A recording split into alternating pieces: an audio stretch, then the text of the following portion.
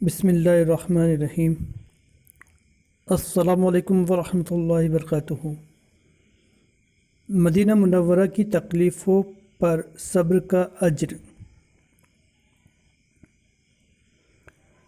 حضرت سعد بن ابی وقاص رضی اللہ تعالیٰ عنہ سے روایت ہے کہ نبی اکرم صلی اللہ علیہ وسلم نے ایک حدیث پاک میں یہ بھی ارشاد فرمایا، جو شخص بے رغبتی کے ساتھ مدینہ کو چھوڑیں گا تو اللہ تعالیٰ اس کی جگہ کسی دوسرے ایسے شخص کو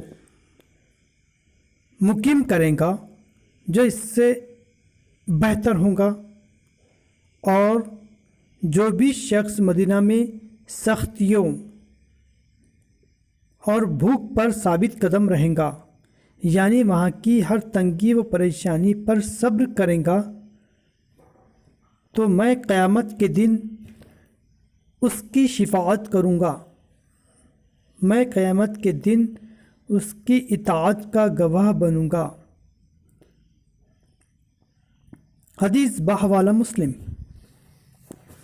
اگر آپ نے ابھی تک ہمارا چینل سبسکرائب نہیں کیا تو ابھی سبسکرائب کریں اور بیل آئیکن کو کلک کر کے ہماری لیٹسٹ ویڈیوز کے بارے میں اپڈیٹ جانیں۔